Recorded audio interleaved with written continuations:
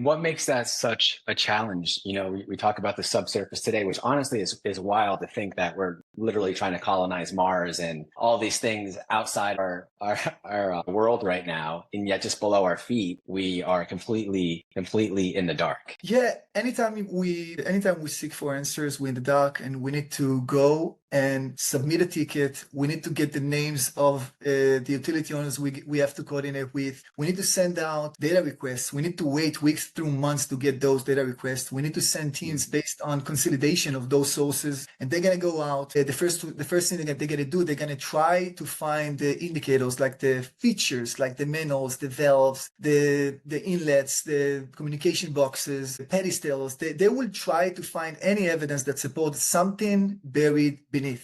And then they're going to use geophysical tools like ground penetration radars, magnetic sensors, and they will find the X and Y. And then they're going to have to go with vacuum excavation trucks to do delicate excavation.